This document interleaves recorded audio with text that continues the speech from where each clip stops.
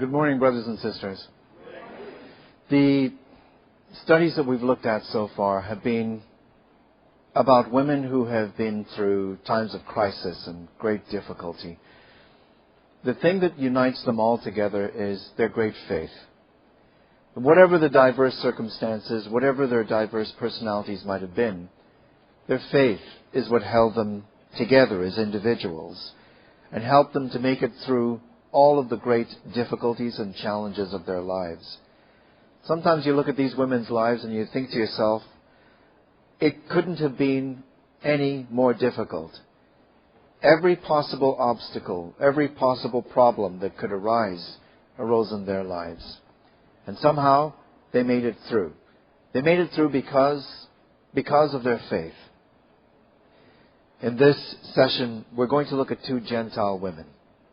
We're going to look at Rahab, and we're going to look at Ruth. We know the stories well, but they both came out of Gentile darkness. Rahab was a prostitute. Sometimes the commentators try to take the term that is used for her and ratchet it down to innkeeper, as if to say, well, she kept a hotel, and people stayed at the hotel. But the bulk of scholarship is in the direction that she was what the text actually said she was. And we don't need to feel badly about that, because that's deliberate. God is showing us that whatever our background, whatever the life that we have lived, whatever the struggles we have had and continue to have, and for myself, 53 years of age and 30 years in the truth, I still struggle with things that I struggled with when I was 16 years old. The same kinds of sins. What is important for Rahab is not who she was, but who she became. Who she became. And so it says in verse 1, Joshua the son of Nun, and this is Joshua chapter 2, sent out of Shittim 2 men to spy secretly, saying, Go view the land, even Jericho. And they went and came into an harlot's house named Rahab. They lodged there. And it was told the king of Jericho, saying, Behold, there came men in hither tonight of the children of Israel to search out the country. And the king of Jericho sent unto Rahab, saying, Bring forth the men that are come to thee, which are entered into thine house, for they be come to search out all the country. Now you notice he says all the country, which is not really what Joshua was interested in. Joshua was interested in the details of Jericho, but such was the extreme panic that was going on in the land at that time. And it was extreme panic. These people were in absolute terror, because this horde that could not be reasoned with, that had no mercy, that killed men, women, and children, was cutting like a scythe through the land. And their God was the most powerful of all gods in the minds of the Gentiles. And their God traveled with them in a pillar of cloud by day and a pillar of fire by night. Can you imagine what that would look like to Gentile unbelievers when they sent their spies out to look at Israel and what they were doing in secret? But just imagine the terror of the Lord, the terror of the Jews, the terror of Joshua was extreme in the hearts of the inhabitants of the land. They knew what they had done to Sihon and to Og. They knew these things. And we know they knew these things because of the details that Rahab actually speaks out. Now, Rahab has been living a life of degradation. She might have been attractive enough to be someone who could do this particular trade, this terrible job that she did. But it is possible, too, that she came from a poor family. It's possible that what she made cared for herself, her father, her mother, her sisters, her brothers, and their families. And so she wasn't someone who just did what she did because it was what she wanted to do. It might have been force of circumstance the level of society she was in, and the poverty that she might have grown up in. She was the wage earner for an extended family doing this work that she did. And if there was anybody in the land who understood the reasons for which the land was vomiting out its inhabitants, if there was anybody who saw that day to day in her everyday life and knew it intimately, it was Rahab. And when you have nothing, you were at the bottom of society, you think differently. Sometimes you look at things in a way that is different to the rest of your society. Because you're in the edge. You're on the edge and you're on the outskirts of the social fabric. You view the people in a different way. You see people as they are, not as how they present themselves to each other. The men that would come in to where she was would come to her place. She would see the mask, and then she would see the real person under the mask. She would often hear things, secrets, things she ought not to have heard about what was going on, people's fears, what was going on in the government, what the king said, what the king was doing, things that the king was about to do. She had access to these kinds of things. But she had an intelligent mind, a mind capable of thinking very deeply and analyzing. There was one private place in her house, one private place on the house that was built into the wall of Jericho. And that was the roof. And on the roof she would have privacy, she would have peace. She would be able to think. Up there she had straw, she had those things with which she might have woven things like the rope that she used to save the men whose lives that she saved. And up there she would have time to think about this wondrous God and these people.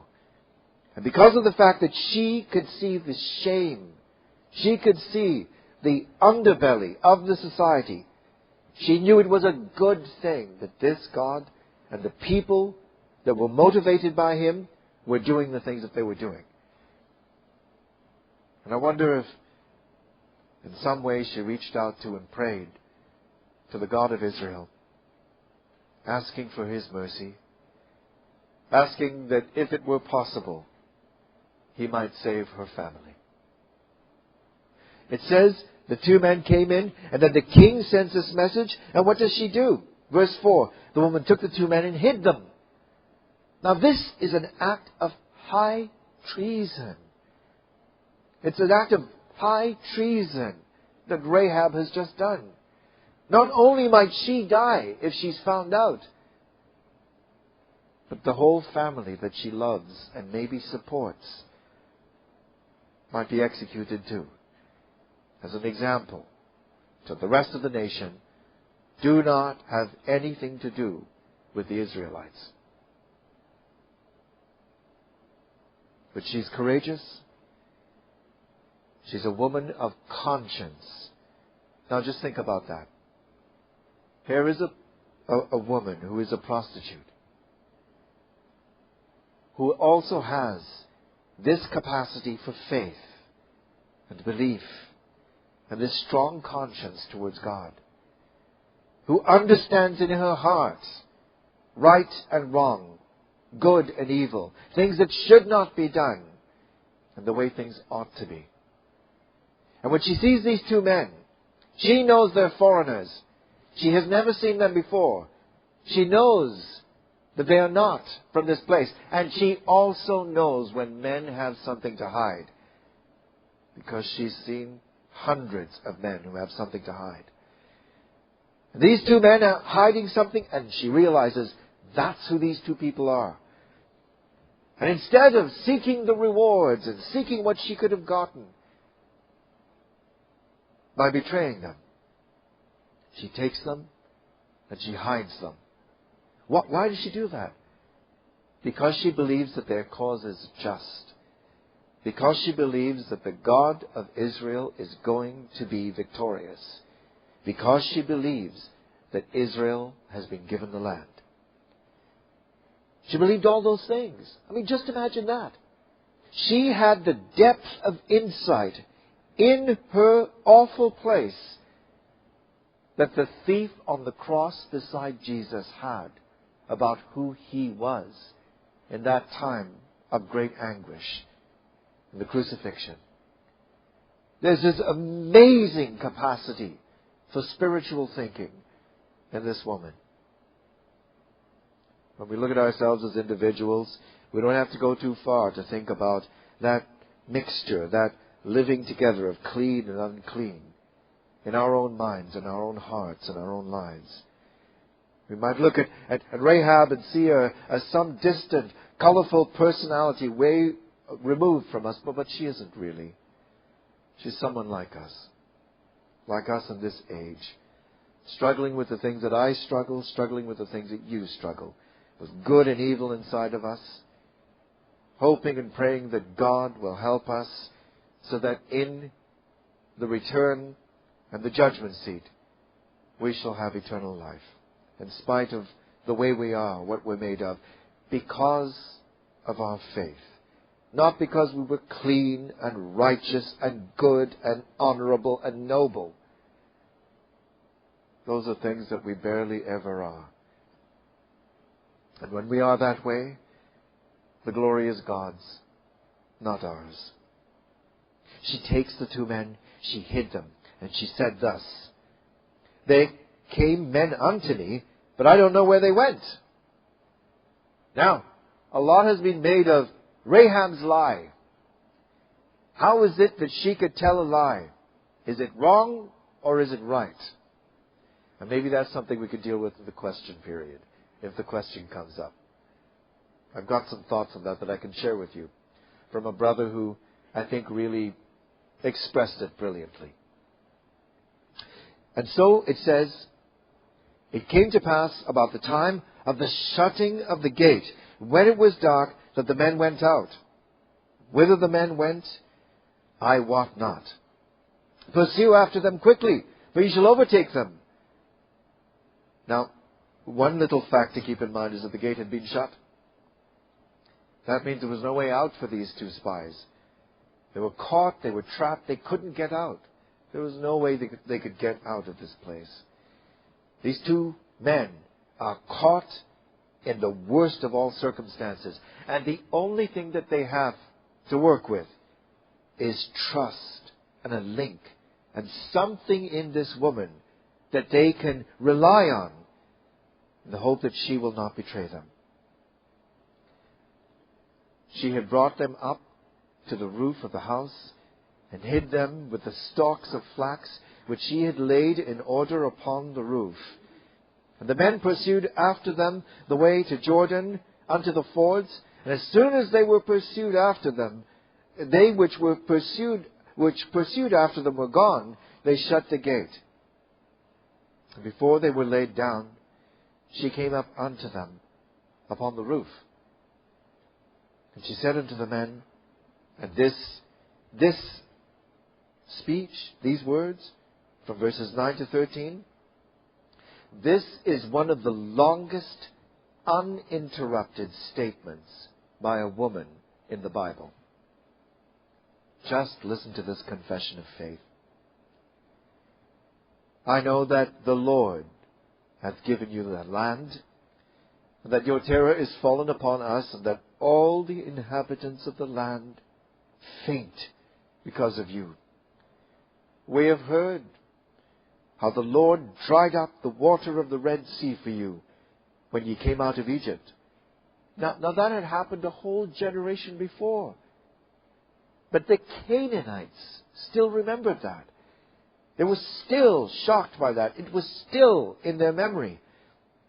"And what ye did unto the two kings of the Amorites that were on the other side Jordan, Sihon and Og, whom ye utterly destroyed."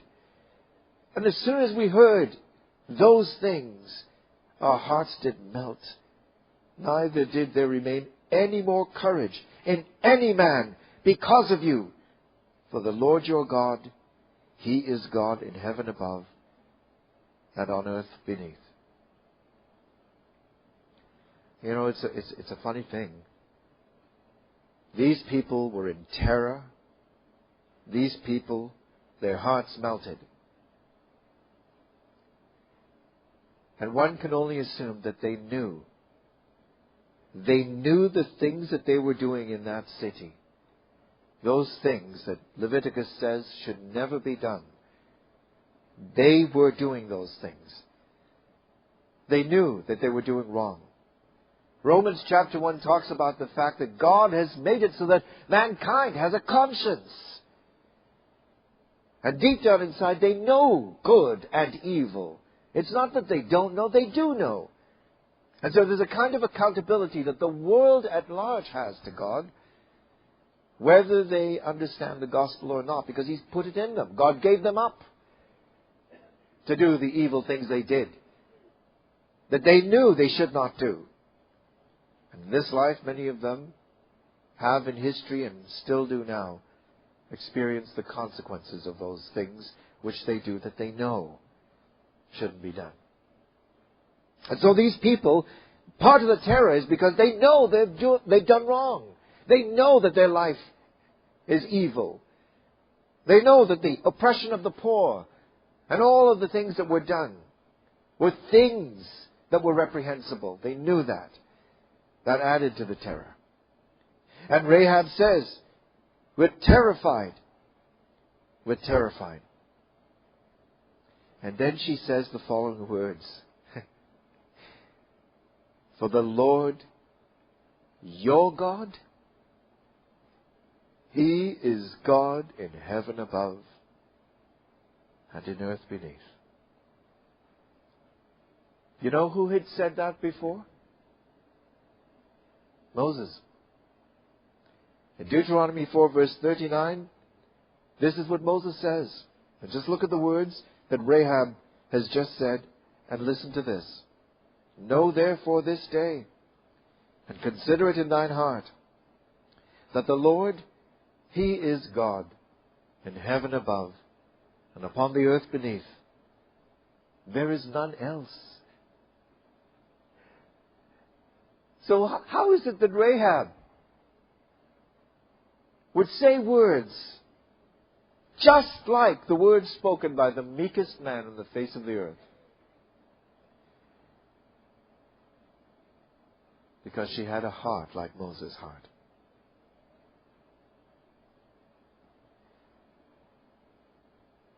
All the work that Rahab did, all this work, and this awful job that she had, was for the care and feeding of others. The work of Moses was for the entire congregation. He had to care for everybody, with no thought for himself.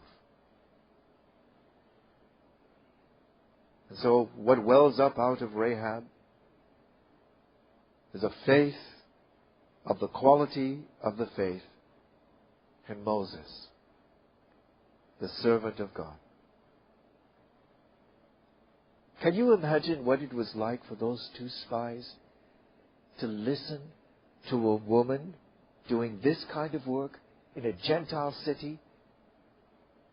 To say that to them? You know, Matthew chapter 1 says that she married a man named Salmon, who might have been a prince of the congregation, who might have been one of the spies. It is easy to see how a man looking at that kind of faith in this woman would see her real character underneath all the mess and all the experience of her life and all the degradation, and fall in love with her. And after making this incredible confession of faith, incredible, she says, now therefore I pray you, swear unto me by the Lord, because I won't believe any other promise. Swear unto me by Yahweh, since I have showed you kindness, that you will also show kindness unto my father's house, and give me some kind of true token that I can trust you, and that ye will save alive who? My father, my mother, my brethren, my sisters, and all that they have, and deliver our lives from death. You notice she never mentions my son or my daughter. Because doing the kind of work Rahab did, she just accepted, I'll never have a husband. I'll never have children. Who would want me doing what I do? More is the joy then when we read that little verse in Matthew chapter 1. That someone did love her. And someone did marry her. And the men answered her, Our life for yours, if ye utter not this our business. And it shall be, when the Lord hath given us the land, we will deal kindly and truly with thee. She let them down by a cord. And she had to tie a scarlet cord in the window. Scarlet. That color that has so many echoes back to the atonement. From the creature that was crushed to make the dye, to all of the echoes of the priesthood, of the red heifer, all those things tied together. And so she puts a symbol in the window that is going to get her saved. When the Israelites, like the angel that passed over Egypt, pass over the country of Jericho and find this family and group of friends in the house of the prostitute Rahab and save them all alive. It says in chapter 6, verse 25, And Joshua saved Rahab the harlot alive, and her father's household, and all that she had.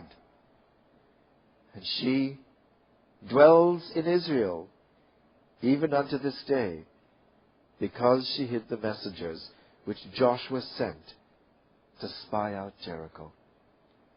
Verse 23 says, they saved her, they found her, they brought them all out, and they kept them outside of the camp.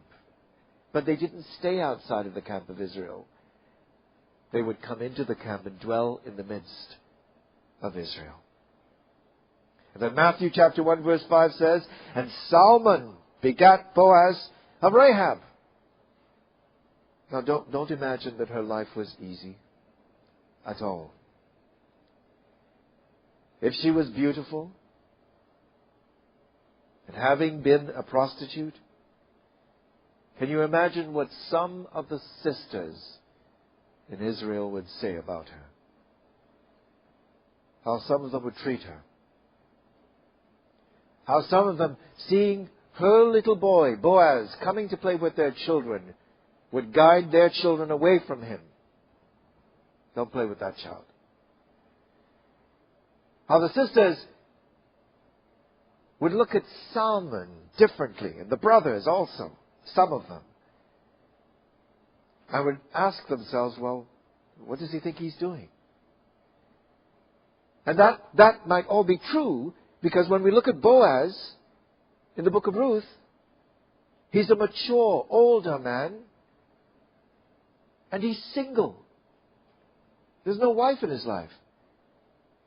And Boaz probably had reconciled himself to the fact, I'm half Canaanite, half Jew, and I'm never going to get a better half.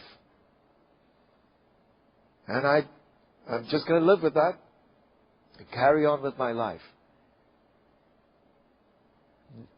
Rahab's life in Israel would not have been Disneyland. It would have been really, really difficult. But she went anyway. She went anyway. I know what I am and what those women are saying about me. I did those things. I don't deny it. But I'm still staying here because this is where I want to be. She looked at the difficult ecclesia of Israel, the difficult life she would live in it, and she still chose to be there because she was sheltering under the wings of the God of Israel. Under the wings of the God of Israel. And when we go to Ruth chapter 1, brothers and sisters, we read about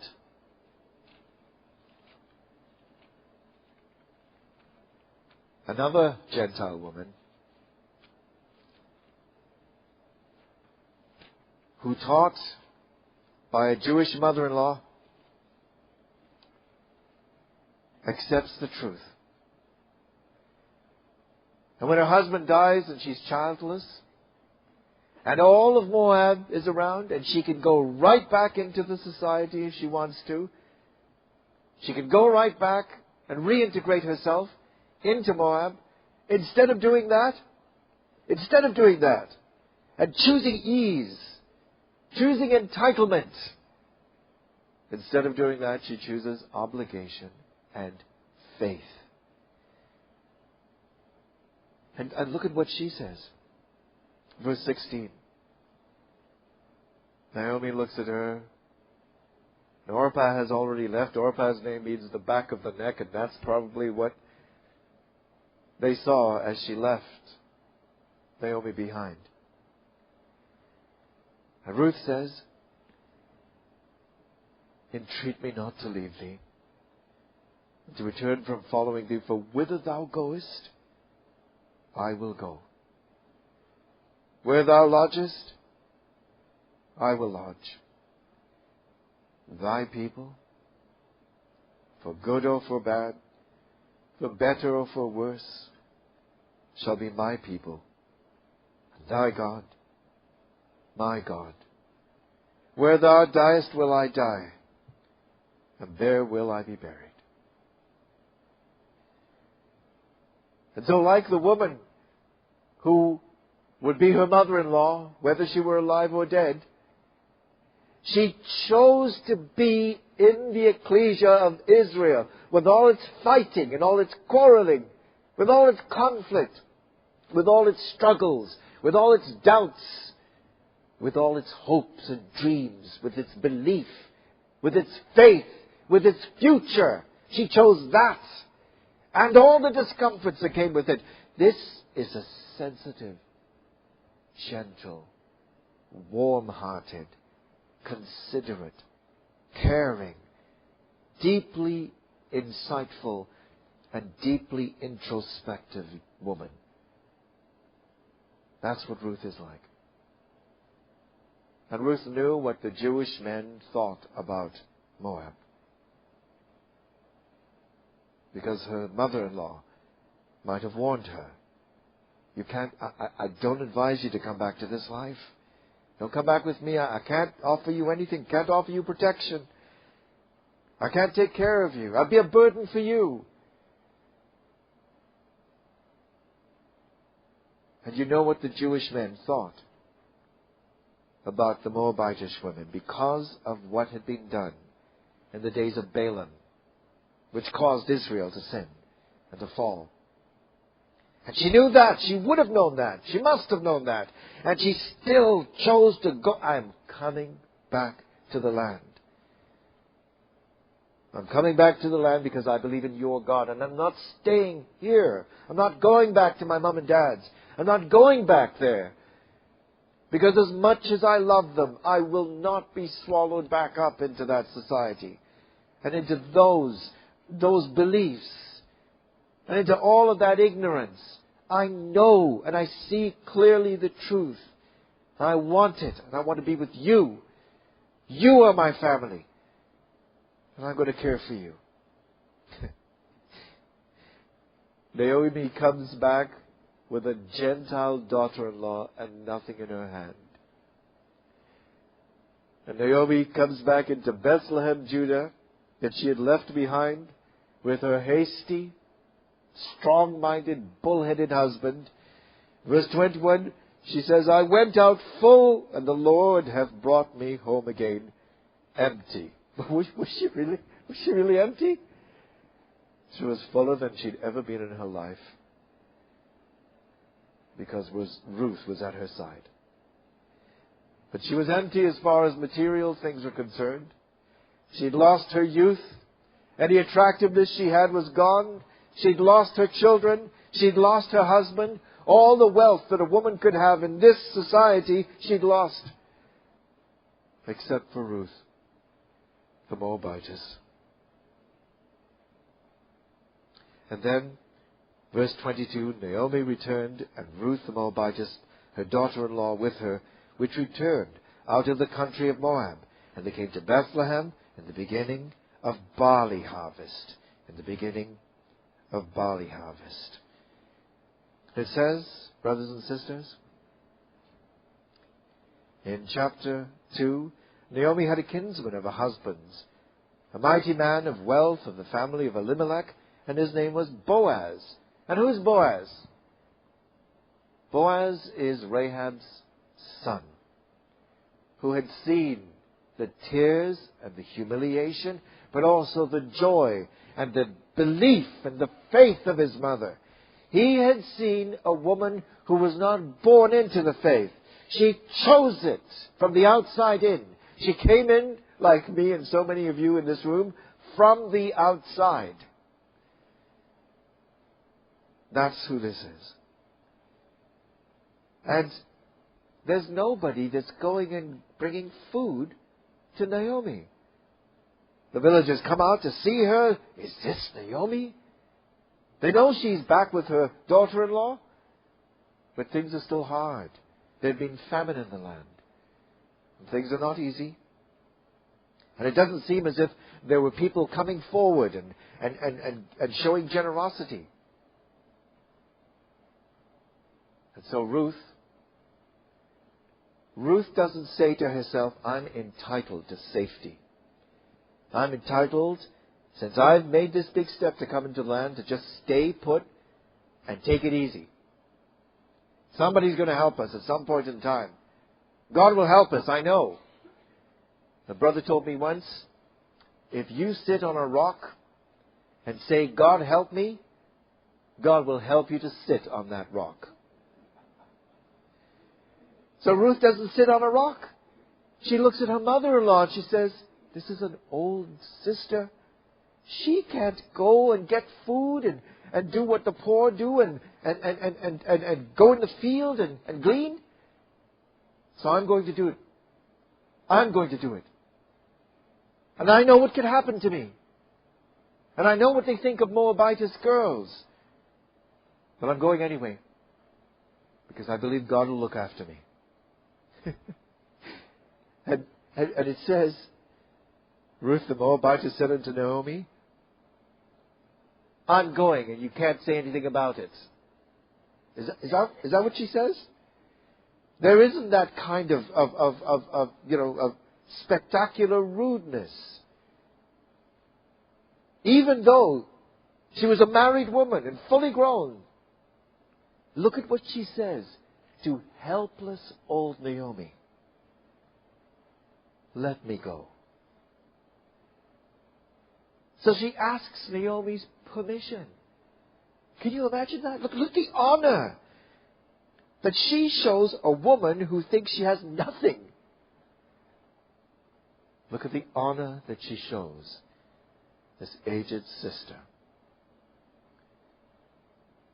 And she says, let me go to the field and glean among the ears of corn after him, in whose sight I shall find grace. Maybe someone will feel sorry for me and for us and let us into his field. And Naomi, in spite of everything in her that wants to say no, says, go, my daughter.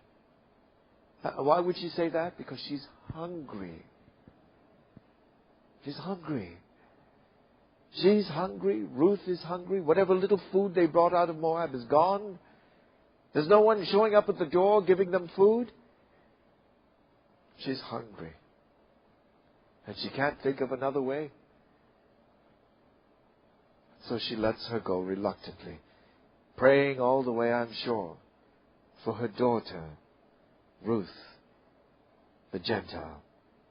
She went and she came, and it says, her hap was to light on a part of the field belonging unto Boaz. As if it just happened by chance, but of course nothing happens by chance. In these kinds of matters in the life of a believer, in these sorts of things, she was directed into that field. And she goes into the field, and she's there all day long, and then Boaz arrives. And it says, verse 5, Boaz said unto his servant that was set over the reapers, whose damsel is this? Whose servant girl is this? Whose girl is this? Whose daughter is this? Whose young lady is this? Because he sees her. He doesn't know who she is. And there she is, reaping and gleaning in the field. Or gleaning in the field. And by the way, if you think gleaning in the field meant that you would be going behind these guys and there would be arms full of grain, that's not the way it was. They didn't let that much fall. Little bits fell. So it was an all-day activity to get enough grain for a meal. That's what it was. We might have thought, well, a couple of hours and you've got enough to go home and you're good for a week. That's not the way it was. So it was back-breaking labor. And also, in a time when there wasn't a lot of plenty, there'd be a little bit of attitude that you would get from the people around. There'd be some attitude. Even though the law said that's the way that it has to be, they are to reap, there'd be a little bit of resentfulness that these people are coming and being freeloaders. Freeloaders, right? Freeloaders. In some sections of American society, there is the belief that the poor in this country are poor because it is their fault. There are some believe that they are poor because they want to be poor, or they're indolent, they're lazy. And if they put more effort into their lives, they, like any other American, could have a good life. And sometimes that you are a freeloader mentality can show itself in American society. It's uncharitable. It's un-American in many, many ways. Because by nature, though we are Christadelphians, we were raised in our society, Americans are warm-hearted, generous, giving, caring people. They're the most generous of all countries on the face of the earth, still, even now, in what they give to other countries in the world. The American brothers and sisters have given millions of dollars over the years to help brothers and sisters all around the world that they've never met. We saw pictures of a wonderful community work that's going on in Sierra Leone last night. And there is so much that's given. Sometimes if we have that attitude in our ecclesia where we look at someone whose life is always a circus and always in trouble and it's always a mess and they can never seem to pull themselves together and they're always in a financial struggle and mayhem of some type. If we might feel tempted to have that you are a freeloader mentality, let's think twice. Until you've walked in one's shoes and understood their upbringing and what they've been exposed to in their lives, and the struggles that they have. And unless you're willing to look at your own struggles, the kind of struggles I have, the kind of struggles you have, that bring us down low, because they're struggles that are common to so many of us today. Struggles of morality, struggles of faith, struggles of belief, struggles of confidence in the future and confidence in our God. All these sorts of struggles. Unless we're willing to face those things honestly, then what we do is we create the most desperate of situations for these brothers and sisters by that edgy, judgmental, hard-hearted attitude we have. And you might say, well, yes, but we're always helping them, and they never seem to be helped. They're always on the bottom there, needing the assistance of the ecclesia, and they never seem to do anything for themselves. Well, we do have to address that, but we also still have to have compassion. As God has compassion with us and forgives us all the many things we do every day to offend Him. Because He loves us and knows what we're made of. This wonderful, wonderful girl would be told by Boaz in verse 12, may Yahweh reward your work. May a full reward be given you of Yahweh Elohim of Israel, under whose wings you have come to take refuge. Later on one night she would take the wing of his garment that was covering him and bring it over herself, because under his wing she would seek refuge. He'd be shocked awake, suddenly realize there's a woman beside him, and would treat her with the utmost respect, honoring her, demonstrating such gentlemanly behavior. The way that gentlemen in the South used to be with ladies. Incredible gentleness and respectfulness. And he says, you haven't gone after the young men, any of whom would have had you because they know now what kind of girl you are and would have married you? But you've come after an old man like me. And he would have felt himself old because compared to the young men, he was old. We don't know how old he was. 40s, maybe, 50s. By the age of the time. There she is at his feet. And the story ends, the story of Ruth, with this woman who never, ever, like Rahab, she never imagined, coming from where she came from, that she would have a husband in Israel. Have a husband. Who never imagined that she would have children of her own. Ever. But did her duty based on her faith and her belief. Fulfilled what she saw to be her obligation. Took care of her tiny little family within the ecclesia that she wasn't even related to by blood. An old mother-in-law. The story of Ruth is one of the most beautiful stories ever written. And it is one of the most beautiful stories in the Bible. And it says, at the end of chapter 4, verse 15, and this is a hard thing to accomplish, and she never set out to accomplish this. And I can tell you from what I've seen over the years, nobody is harder on sisters than other sisters. And look at what the sisters say. In verse 13. Verse 14. And the women said unto Naomi, Blessed be the Lord which has not left thee this day without a kinsman, that his name may be famous in Israel. And he shall be unto thee a restorer of thy life, a nourisher of thine old age.